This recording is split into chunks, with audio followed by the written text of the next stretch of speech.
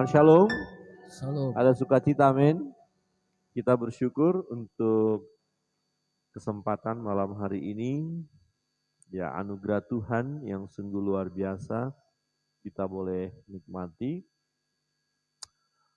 Mengingatkan kita akan gambar, ya ini tidak asing lagi ya, segitiga ya, itu menolong kita untuk mengerti, ya gambar itu hanya menolong ya visualisasi, memahami Allah Bapa, Allah Anak, dan Allah Roh Kudus. Iya, tadi pagi Ibu Pendeta lihat ada seorang hamba Tuhan yang menyampaikan firman Allah dan sedikit membedakan ya. Jadi Yesus itu lebih kecil daripada Allah Bapa, katanya begitu ya. Allah Bapa itu lebih besar. Nah, terus kita bertanya nanti hakikatnya di mana sehakikat. Kalau sudah ada lebih besar, ada lebih kecil, berarti nggak sama dong ya. Ya, tetapi pelajaran kita adalah ya jangan bingung dengan ajaran-ajaran yang lain. Jadi ketiganya itu ya satu hakikat, tidak ada satu lebih besar dan satu lebih kecil daripada yang lain, karena sama-sama ya Allah. Dalam tiga wujud itu, tiga pribadi itu, mereka adalah Allah. Ya, jadi kalau dalam kesatuan kita sebut mereka Elohim, ya bentuk jamak, him banyak ya. Jadi ya ini gambarnya ya, Allah Bapa, Allah Putra atau Allah Anak, dan Allah Roh Kudus. Jadi ini sendiri. Tapi ketiganya ini adalah Allah ya. Jadi Allah. Tidak ada yang lebih hebat antara satu dengan yang lain, tidak. Ya, tetapi dalam pemanifestasiannya Yesus datang ke dunia, Allah datang ke dunia, yaitu Yesus menjadi manusia, sama dengan manusia untuk menyelamatkan umat manusia. Jadi bukan Roh Kudus yang menyelamatkan manusia, yang mengampuni dosa manusia, bukan Roh Kudus, tapi Yesus. Bukan Bapa, tapi Yesus Putra. Ya, Bapa Sang Pencipta.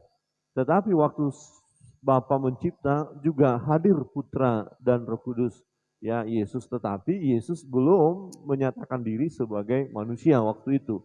Tetapi ada kan di dalam hadiratmu, ya Bapa, di dalam hadiratmu. Jadi bersama-sama, bertiga ini bersama-sama, berarti kalau tiga ini bersama-sama digambarkan bagaimana?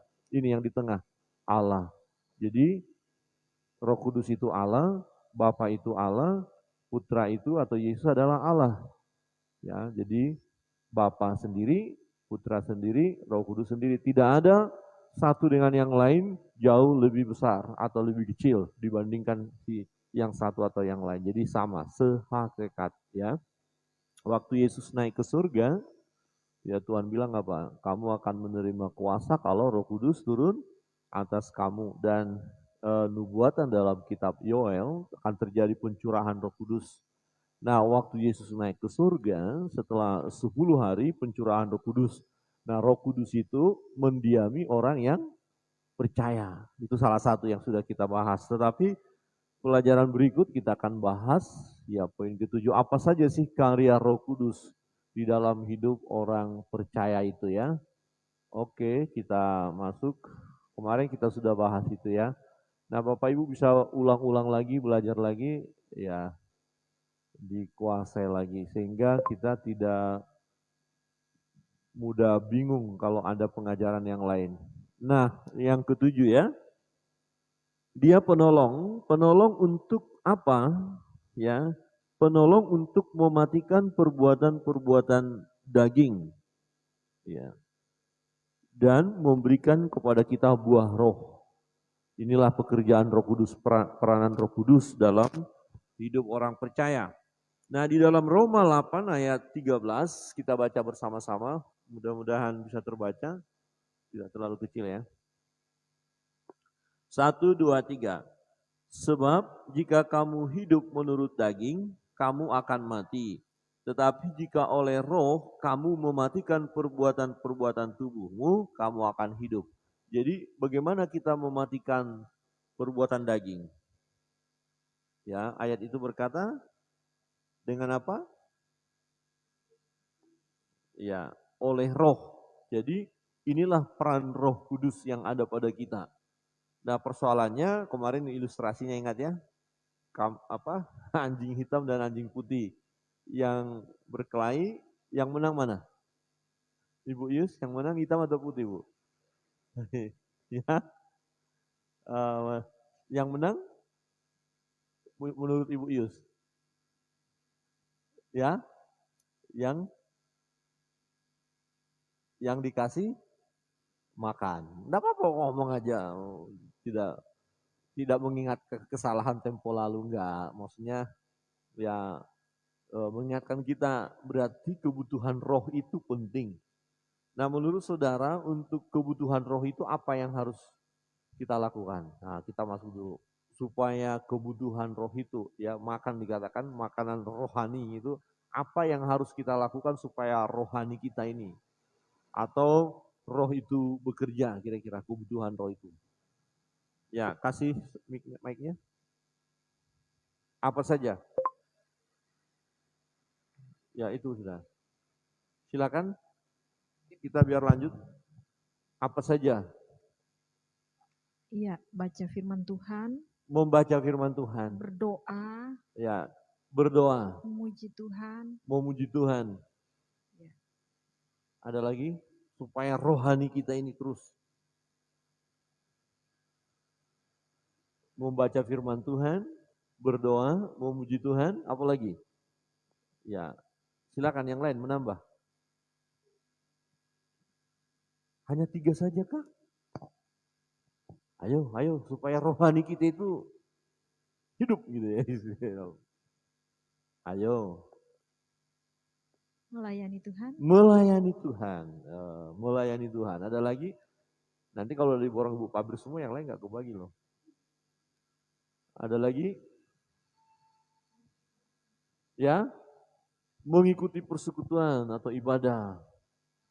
Mengikuti persekutuan. Jadi kalau kita sering mengikuti persekutuan, ya akhirnya kita apa? Rohani kita ya bertumbuh. Jadi roh itu mematikan perbuatan daging. Apa lagi? Kira-kira gitu aja ya. Udah mulai. Oh. Melayani tadi sudah. Bersaksi. Ya, bersaksi ya. Ya. Banyak ya. Nah, pelayan Tuhan, ya apalagi pelayan Sinam harus hidup sesuai dengan itu. Maka rohani kita akan bertumbuh. Maka itu mematikan keinginan daging. Ya. Nah, kita keinginan daging kita ini banyak ya. Masih siapa yang masih banyak dikuasai kedagingan? Ada yang mau kasih kesaksian, aduh sepertinya saya ini masih lebih banyak kedagingan daripada ya kebutuhan roh yang ini ya. Hidup daging masih menguasai. Ada?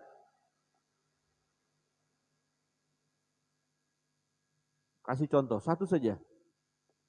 Biar kita lihat bagaimana sih kok bisa Roh Kudus mematikan keinginan daging. Berarti Roh Kudus ya kebutuhan tentang rohani kita pupuk ya, kita penuhi, maka itu yang mematikan keinginan daging. Nah, coba sebut satu keinginan daging, satu contoh saja. Urna. Keinginan daging itu satu contoh yang kamu alami deh, biar tidak usah berpikir jauh. Ya, kalau keinginan daging itu lebih kepada hal dunia daripada hal rohani. Contohnya seperti lebih mengutamakan seperti yang sekarang ini kan handphone. Ya. Otomatis kan kalau kita pengen ya rohani kita ini, otomatis kita lebih mengutamakan Tuhan. Seperti yang dikatakan membaca firman Tuhan itu kurang. Ya, handphone kan bisa, ini hal rohani saya pakai handphone ini. Jangan maksudnya salah. Kalau di handphone itu kan kebanyakan ya memang ada hal-hal rohani, entah kita mendengar firman Tuhan, belum tentu. Nah, sebut handphone apa, di mananya? Terkadang kalau ini kita misalnya nonton YouTube tuh, bukannya dengar firman Tuhan, Oh, tetapi malah nonton, entah film-film apa gitu. nah, nonton-nonton film yang tidak sesuai dengan firman Allah. Kalau sesuai dengan firman bagus dong. Menonton kesaksian bagaimana orang berjumpa Yesus, kan YouTube. Bagaimana orang, saya senang itu. Saya ikutin, ada orang mau melayani 20 pasang, ada yang tadinya membenci Yesus. Ini baru tadi ada 2, ada 3 itu saya dapat. Waduh, bagus sekali ya. Oh, bahkan dia latar belakang lulusan ya agama mereka gitu loh, sarjana agama mereka, tapi berjumpa dengan Yesus. Enggak masalah. Jadi jangan kita langsung menyalakan handphonenya kan. Tapi ada konten-konten di sini yang bisa menggoda kita sehingga kita tidak mengutamakan firman Allah gitu ya. Jadi itu contohnya. Berarti supaya kita menang terhadap eh, kedagingan, mau melihat yang senang-senang saja secara daging. Nah, saya mau menarik gini, menolong kita untuk mengerti. Berarti ketika kita ya berdoa, jadi waktu kita bukan waktu untuk nonton-nonton itu lagi, tapi merenungkan firman. Oke, ada HP tapi buka pelajaran tentang firman Allah. Ya, ketika dari gereja dikirimkan YouTube tentang renungan kita, siapa yang menonton? 1, 2, 3, 4. Ini kok ragu-ragu? Hah? Yang apalagi ada wifi di rumah kan ngapain? Tonton aja, enggak ada usaha. Nah di situ akan terbangun kita gitu loh. Ya itu contoh. Jadi kita berdoa terus pelayan-pelayan Tuhan, pengurus jemaat ya harus sampai kepada tujuan kita mengalami pembaharuan hidup rohaninya. Jadi disinilah peran kita. Maka saya selalu katakan bagikan. Khotbah minggu dijadikan YouTube, sudah dibagikan. Bahkan keluarga yang jauh di kampung sana, dimanapun mereka mungkin belum pernah ke gereja karena jauh, bagikan aja. Dan terus doakan. Supaya memiliki pengertian yang benar. Nah itu, kita berperan, kita sudah melayani. Jadi HP bukan jadi masalah ini, enggak.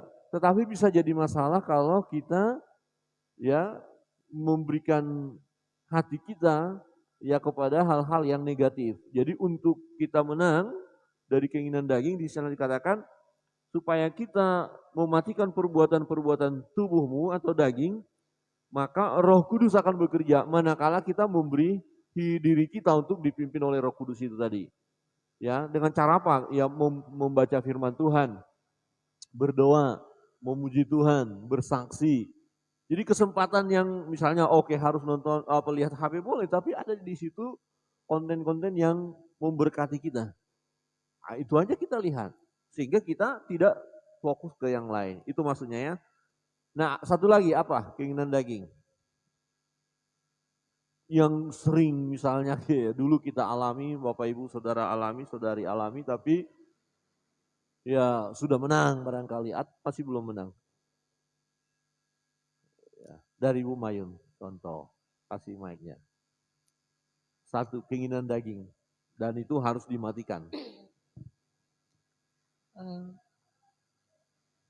Kalau dulu malas ke gereja.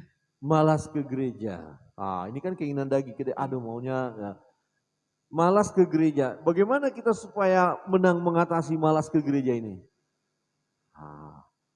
Jadi diantara tadi roh mematikan dikatakan kan, oleh roh kamu mematikan. Jadi kebutuhan roh ini kita isi.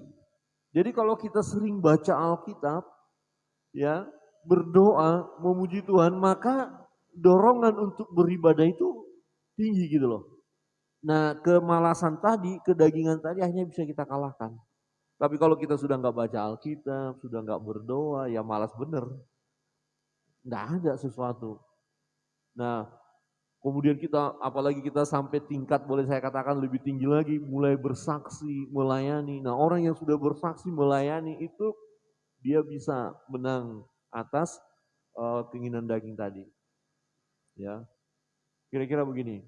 Kalau Bapak Ibu melayani orang, membimbing orang, ya, Jadi kita mengajarin orang, mengarahkan orang untuk bertobat. Nah ketika kita menemukan diri kita ya berdosa, nah kita omongan kita itu balik ke kita, saya juga belum. Nah ketika kita mengajarin orang, kita sedang juga melihat diri kita supaya berubah. Nah itu yang terjadi. Jadi orang yang bersaksi, kalau Bapak Ibu Saudara bersaksi itu akan bisa mematikan keinginan daging. Amin. Siap ya? Ah ini Roh Kudus. Jadi kebutuhan roh itu sendiri yang harus kita penuhi. Nah, Galatia 5 ayat 22 sampai 23 kita baca bersama-sama. 1 2 3. Tetapi buah roh ialah kasih, sukacita, damai sejahtera, kesabaran, kemurahan, kebaikan, kesetiaan, kelemah lembutan, penguasaan diri. Tidak ada hukum yang menentang hal-hal itu. Nah, ini bisa terjadi kalau Roh Kudus yang mengerjakan bagi kita. Kalau Roh Kudus tidak mengerjakan, kita mengandalkan kedagingan kita, maka hal ini susah. Ya, susah. Jadi kalau kita nggak mengandalkan Roh Kudus, bagaimana kita mau bersuka cita? Susah loh bersuka cita loh. Ya, betul Bapak Ibu. Apa gampang bersuka cita? Sekarang ada orang yang menyakiti hati saudara. Bapak Ibu, ada yang ngomongin yang enggak. Ya, ada macam-macam berita. Wah, gampang bersuka cita dalam kondisi seperti itu. Sudah diomongin, uang pas enggak ada lagi, kemudian sakit gigi lagi, kemudian anak sudah jam 10, 11 malam belum pulang, terus enak bersuka cita, haleluya, begitu? Mana lagi nih, sakit gigi, uang lagi nggak ada, mau telepon, pulsa juga nggak ada, data juga nggak ada, anak di mana? Oh, bisa bersuka cita? Kalau kedagingan kita yang bekerja nggak bisa suka cita. Marah ini, awas nanti. Kalau datang nanti, begitu ya ibu-ibu, begitu ya. Tapi karena Roh Kudus menguasai nggak gitu lagi. Ketika anak datang sudah 11:30 nih loh, kita dengar suara motornya, oh ya, langsung kita, nah, nggak ada apa-apa, sehat, oh ya puji Tuhan, silakan tidur, berdoa dulu ya, gitu ya, amin. Atau atau bagaimana? Gimana? Bapak-bapak gitu juga Pak ya? Kamu apalagi mungkin Pak Fabris ingat lah masa kecil dulu ya, karena orang tua kita yang bukan sapu lidi, kopel, sabuk tentara. Fabris pernah kena cambuk? Enggak ya? Dulu waktu mulai SMA kah, SMP pernah enggak? Pak Fabris lihat terus makanya enggak berani ngomong. Lidi ya? Ya, lidi. Tapi juga ada lidi ada bagusnya. Asal jangan kebablasan. Nah gini, kita mengkhawatirkan ada apa di jalan nanti gini. Udah ketemu kan harusnya senang dong. Oh puji Tuhan anakku sudah datang. Marina. Ya udah makan belum? Udah apa kemana gimana tadi? Itu ya. Tapi kan nggak terjadi itu karena kedagingan kita yang menguasai. Daging. Belum datang juga. Belum datang. Pergi keluar. Coba ya, kita keluar dari rumah menunggu. Ngapain juga? Apa gunanya kita keluar? Toh juga kalau dia datang kan pasti ke rumah. Kita tunggu di jalan lagi. Saking gelisahnya. Itu daging. Kemarin Eldo ya belum pulang. Mamanya, ya udah belum pulang dulu. Akhirnya juga saya juga gelisah juga. Saya ke depan. Apa gunanya juga? Saya pikir apa gunanya ya? Saya tidak ada gunanya juga. Ya, rupanya langsung main futsal atau apa voli tanpa ada WA sebelumnya. Ya seperti itu. Karena di telepon tidak diangkat, kan was-was ya. Nah tetapi kalau kita dikuasai oleh roh ada dikatakan apa? Sukacita. Amin. Siapa di antara kita yang masih susah bersuka cita? Kalau menghadapi masalah, angkat tangan. Menghadapi masalah bukan, Pak Pendeta saya bersuka cita karena baru gajian. Nah itu sih semua bersuka cita. Ya ada masalah, ada problem, ada kesusahan. Siapa bisa bersuka cita? Angkat tangan. Loh, enggak ada. Menghadapi tantangan, menghadapi masalah, tapi masih bisa bersuka cita. Angkat tangan. 1, 2, oh puji Tuhan. Iya, kasih mic-nya. Ini penting ini, karena sukacita ini kalau nggak Roh Kudus kerjakan, nggak bisa kita. Mungkin pada saat kita mengalami tantangan, ada satu masalah, ya memang awalnya ya sempat khawatir, sedih, Iya, menyalahkan diri sendiri, menyalahkan keadaan, menyalahkan semua. Jadi iya, sukacita. Tapi akhirnya ya ada Roh Kudus yang mengingatkan kita kembali untuk berdoa. iya. Ya Tuhan, misalnya contohnya anak yang mungkin yang di sini banyak muda-muda yang belum punya anak jadi belum mengalami. Kita yang sudah mengalami, kok jam segini belum pulang, di Iya. SMS kok cuman congkreng satu, dihubungi nggak bisa. Oh Tuhan, jadi oh ya bagaimana lagi, ya bagaimana memang seperti itu, ke belakang, ke sana, bingung mau. Tapi akhirnya bisa berdoa, Iya. bisa berdoa, Bapa tolong dimanapun, jaga dia, lindungi sampai di rumah dengan selamat. Ya, ya memang mungkin enggak cuma sekali doa itu, kali-kali lagi ke sana, lagi ke sana, tapi akhirnya ada sukacita. Dan Amin. puji Tuhan, sebentar lagi dia motornya datang. Wih, puji Tuhan, sudah nyampe dengan selamat. Contohnya seperti ya, itu. baik, lihat kan? Contoh yang bagus berdoa. Itu dari roh. Jadi kita beri kesempatan roh itu bekerja. Maka hasilnya apa? Sukacita. Ada kasih. Tadi kita udah emosi banget nih. Ya, dari Bu Pendeta, silakan. Tambahan, ya. Iya, setiap hari ya kita menghadapi tantangan dan masalah itu. Ya beberapa hari yang lalu saya dapat istilahnya kok kayak direndahkan begitu ya. Rasanya kan sakit, sakit sekali itu. Jadi berulah seperti itu. Terus akhirnya saya berpikir begini, ngapain harus dipikirin? Positif, positif. Kalau memang ya saya diperlakukan seperti itu ya harus bersyukur. Jadi apapun perlakuan itu ya terima kasih. Tuhan engkau izinkan semuanya ini. Akhirnya bersuka cita kembali. Dan kadang-kadang juga seperti Ibu Pabris itu kalau menghadapi anak yang belum pulang dan kok gak ini, saya langsung telepon kepada siapa yang bisa. Itu awalnya seperti itu. Saya langsung hubungi gurunya, ternyata oh ada sesuatu. Dan kayak kemarin Eldo belum pulang itu, akhirnya dia WA bilang, oh ya Ma, maaf karena langsung ada poli. Yaitu sebelumnya sih sudah istilahnya udah lega, pasti Tuhan akan menolong. Ya apapun yang terjadi, Tuhan akan menolong. Dan selalu positif, positif, positif, positif. Seperti itu. Kayak kemarin tiba-tiba jatuh seperti itu, saat terbengong juga, kok bisa ya? Kok bisa seperti itu? Tapi positif, positif, positif. Akhirnya bersuka cita kembali.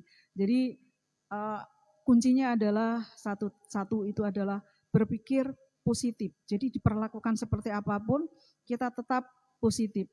Maka kita akan tetap bersuka cita dan terlebih itu nomor satu memang doa ya, doa dan berpikir positif.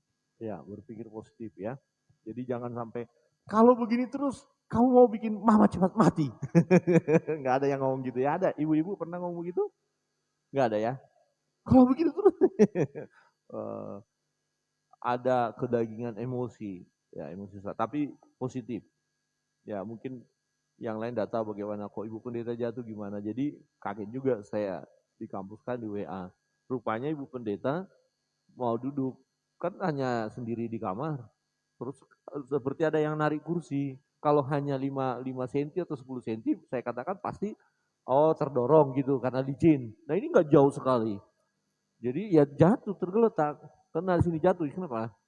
Wah, saya kan cinta istri, jadi di kampus sudah gelisah aku, langsung aku ajaklah berdoa kan. Saya bilang, Mam kita berdoa.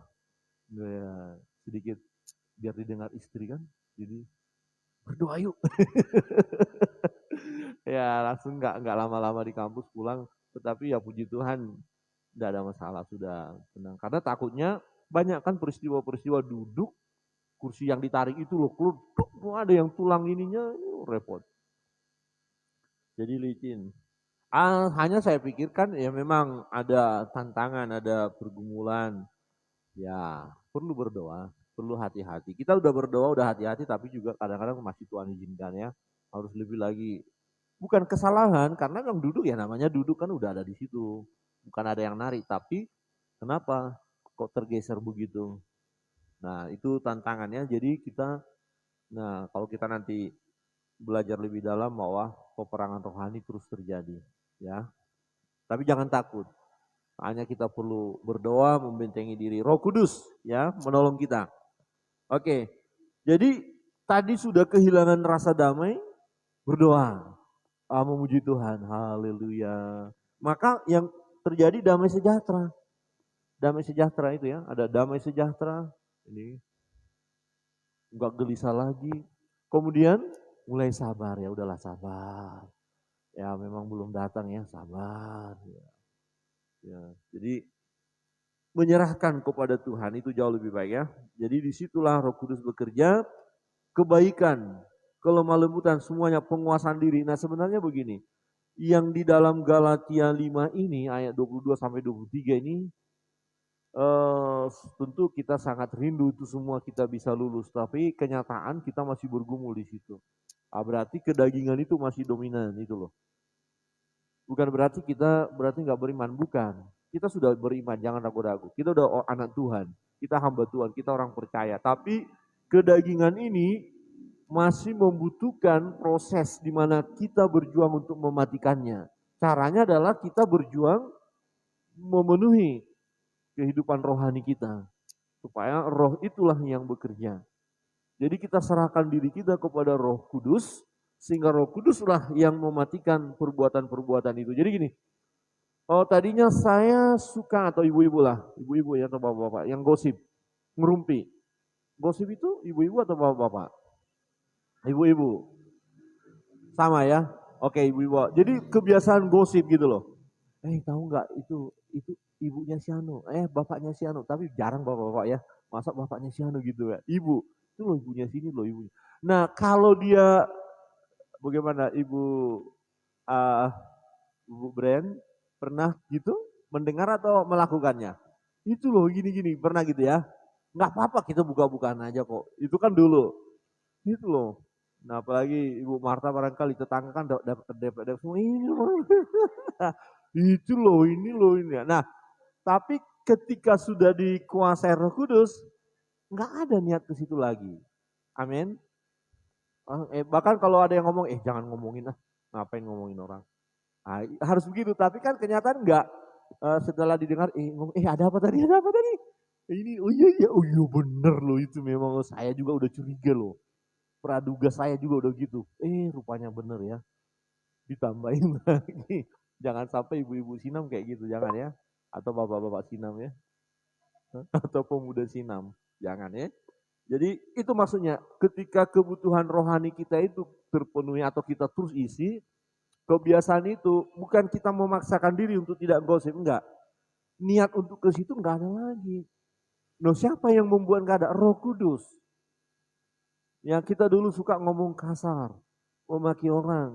Tapi ketika kita sudah banyak berdoa, melayani Tuhan, bahkan bisa menyampaikan renungan firman, saya yakin dan percaya kata-kata kita terkontrol. Ya, kita menguasai diri. Bukan kekuatan kita, Roh Kudus itu bekerja. Nah, kita nggak ngerti, kita nggak tahu. Orang lain akan bisa melihat, loh, kamu kok berubah ya? Nah, itu maksudnya ya. Jadi ini harus ada. Nah, waktu dia mendiami kita, yaitu Roh Kudus, dia mulai menghasilkan dan menuai buahnya dalam kehidupan kita. Yaitu tadi, kasih, sukacita, dan ada. Nah, berarti kita bisa cek, kalau orang itu sudah orang percaya, orang Kristen, Roh Kudus ada dalam dirinya. Lihat aja, buah roh itu ada enggak? Ada sih, tapi hanya sekian persen. Ya, pasti ada. Ya, tetapi untuk semua itu tadi menguasai kita, itu proses. Ya, proses. Sekalipun udah pendeta juga bisa marah-marah loh ya. Bisa juga enggak menguasai diri. Nah, apalagi majelis atau pengurus gereja. Ada amin, pengurus, pelayan. Kok ada dia? yang sudah melayani, jangan berkecil hati. Itu proses, kita harus hadapi. Tapi maka tiap-tiap harilah kita memberi diri dipimpin oleh Roh Kudus, ya, dengan cara membaca firman, mendengarkan renungan, mulai berbagi. Saya masih rindu Bapak Ibu pelayan Tuhan, pelayan Sinam bisa berbagi melalui Facebook itu atau WA, melayanilah. Karena waktu melayani di situ kita sudah dilayani juga gitu loh. Mulai hanya mungkin ada pergumulan apa kami bawa dalam doa ya, kemudian doakan. Ya, sudah terlibat dalam pelayanan itu adalah cara ya untuk kita bisa menang menghadapi daging tadi. Tapi kalau kita ikutin, malas tadi, malas gereja, nggak usah lah. Nah, malas ikut PA, malas ya tidur-tidur aja lah. Malas ikut KPI, udah nggak usah lah. Nah, ini kita akhirnya nggak bertumbuh. Tapi coba, kalau Bapak Ibu ditunjuk untuk melayani di KPI, masa malas? Bu Yus, nanti pimpin pujian ya. Pelayan, siap Pak. Padahal tadi udah ada niat nggak mau pergi kan? Aduh, pimpin pujian. Akhirnya jadi pergi. Jadi memang harus sering-sering ditunjuk. Ya kan? Nah, misalnya udah ibadah pagi nih, dapat tugas lagi sore, pasti datang karena udah ditunjuk. Coba nggak ditunjuk kan nggak datang, ya kan? Berarti perlu ditunjuk. Ada amin, ada amin, Bu Mayun amin, ya Bu Brian amin. Loh, aminnya agak susah ya, hanya harus dipaksa. Ya rupanya nanti suami juga begitu, ya. Jadi harus dipaksa ya. Ya, baik. Ya, kasih depan itu. Nah, ini. Perlindungan itu peran Roh Kudus atau peran dari Tuhan atau malaikat. Salah satu contoh lah ya peristiwa kemarin waktu saya jatuh itu, sebetulnya hari Minggu itu saya sudah mau jatuh di kursi. Untung ada Bu Pabris yang di belakang yang mengingatkan tiba-tiba, karena saya enggak tahu kok bisa langsung mau duduk di tengah-tengah begini. Jadi, iya, Bu Pabris ya yang mengingatkannya. Iya, Bu Pabris yang mengingatkan. Baru tersadar, loh, kok bisa saya mau duduk di tengah-tengah itu? Nah, yang terus itu perlindungan kan masih Tuhan lindungi. Ya. Saya percaya juga waktu jatuh itu juga perlindungan karena tidak sampai terbentur parah ya, walaupun di kepala yang sebelah sini cuman ya kayak biasa aja seperti itu, terus akhirnya hilang. Nah, perlindungan itu peran Roh Kudus atau peran dari Tuhan atau malaikat itu? Ya, perlindungan dari siapa? Kalau kita sering baca firman Tuhan, dari Tuhan datangnya pertolongan, dari Tuhan perlindungan. Supaya kita nggak mengkotak-kotakan, tapi kan Roh Kudus ada pada kita. Roh Kudus itu berdiam. Dan dia tidak tinggal diam. Ya, jadi dia bekerja, dia kan Tuhan juga. Memang dia Tuhan, dia Allah. Jadi yang menolong, ya bisa Tuhan pakai malaikat. Nah, itu. Jadi Tuhanlah penolong, kalau kita lihat Mazmur, Tuhanlah penolongku dan sebagainya. Jadi Allah, lebih tepat kalau kita Allah yang menolong, tapi Allah bisa memakai malaikat. Nah, maka malaikat-malaikat ada di sekeliling kita, tapi kita nggak bisa memerintahkan malaikat dan tidak perlu berdoa untuk malaikat. Malaikat tolong aku, enggak. Kita minta kepada Bapa di dalam nama Yesus, ya. Dan kalau kita, kemarin kita sudah belajar, kita nggak bisa lagi berdoa, Roh Kudus menolong kita berdoa, ya, dalam kelemahan kita. Jadi siapa yang akan diperintahkan oleh Bapa untuk menolong? Nah, itu kedaulatan Bapa Allah. Jadi bisa malaikat, ya bisa orang lain, nah bisa macam-macam ya perlindungan Tuhan ya. Nah mungkin saja waktu Ibu Pendeta jatuh, ada yang menopang tapi nggak kelihatan. Nggak langsung gelubuk kan gitu, tapi tertahan gitu. Ada yang merasa begitu. Karena malaikat tidak bisa, kadang bisa dilihat, bisa enggak. Tapi bisa juga malaikatnya adalah ya orang yang dipakai. Malaikat penolong, kan sering orang bilang, oh dia malaikat penolong bagi saya kemarin. Atau jadi Tuhan pakai, tapi memang malaikat ada. Nah bisa Tuhan pakai orang lain juga mengingatkan, kenapa, kayak tadi peristiwa kok mau duduk. Nah Tuhan kasih kepekaan ke Bu Fabris. Cekat, nah, coba kalau cuek aja. Coba Bu Pendeta, pasti duduk. Kan bener jatuh loh, gimana ya. Misalnya Bu Fabris lihat, Bu Pendeta mau duduk, tapi lihat, coba lihat, pasti jatuh. Tuk, jatuh, jatuh kan? Loh itu gimana jadinya orang? Enggak, tapi pokoknya ngapain? Nah itu peran Roh Kudus di Bu Fabris untuk bergerak mengingatkan Bu Pendeta. Hati-hati di sini, ya. Kita sudah tahu kan, ada nggak orang udah tahu tapi berdiam? Nah itu kan bakal diketawain loh. Jatuh nih, ya ampun orang udah menderita jatuh ini terlalu. Apa itu pekerjaan Roh Kudus? Saya bilang enggak. Tapi Roh Kudus bekerja mengingatkan. Jadi kita kalau diingatkan atau diberitahu oleh Roh Kudus sesuatu untuk kita lakukan cepat. Ya, cekatan gitu loh. Misalnya anak-anak sudah mau lari jalan, ada mobil, kita langsung kita lihat, Tuhan gerakkan kita gitu loh. Ya seperti itu ya. Jelas ya Bapak Ibu ya. Jadi bisa Tuhan utus malaikatnya yang mengerjakan, ya tapi semua dalam kontrol Allah ya. Nah roh itu berdoa, ya menyampaikan kepada Bapa, ya. Atau roh itu menggerakkan orang lain, Roh Kudus menggerakkan seseorang. Jadi saya yang butuh bantuan, Roh Kudus yang ada misalnya di Gedalia, ya dia peka dan lihat, Pak Pendeta, langsung dia bantu saya, seperti itu ya. Bisa mengerti ya, paham ini ya. Ini memang pola kerjanya seperti ini. Jadi kita enggak, gitu ya. Wah ini perlu kita belajar. Nah orang sering bilang kepekaan gitu ya. Tergerak. Nah sekarang yang menggerakkan itu siapa? Ya, yang memberikan kepekaan tiba-tiba orang lain kok bingung, orang lain diam aja. Tapi kok yang ini, misalnya gini, waktu berdoa misalnya ada seseorang mau tumbang lah katakannya, ada masalah, ada sesuatu mungkin penyakit jantung kan tiba-tiba gitu. Yang lain berdoa tapi seseorang digerakkan Tuhan untuk buka mata. Nah waktu dia buka itu langsung dia bergerak menolong sehingga tidak sampai seperti contoh. Udah mulai lihat ya, kayaknya sih mau jatuh dia. Nah gitu ya. Tapi bukan ragu-ragu. Jadi dia yakin banget itu ada masalah dia. Langsung dia tolong seperti itu. Itulah peran Roh Kudus di dalam diri orang percaya ya. Jadi bukan di dalam diri misalnya Bu Pendeta mau jatuh tadi, bukan Roh Kudus di dalam diri Bu Pendeta yang menolong.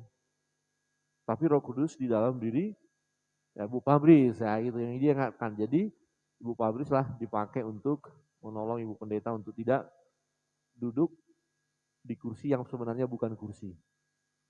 Ya kan? Seperti itu. Jelas? Bapak Ibu yang lain saya. Jadi semakin kita begini ya. Dan itu semua doa, itu kembali doa. Tuhan tolong. Kadang-kadang kita udah berdoa loh, bukan nggak berdoa. Ya, tapi toh belum ada pertolongan. Tuhan izinkan juga itu. Kita harus menghadapi memang. Ya kan misalnya Bu Pendeta kasih WA itu. Ada yang seperti narik kursi loh. Kok bisa ya? Kita kan udah berdoa, doa pagi. Ya, itu doa waktu berdoa, doa. Ya tapi Tuhan izinkan.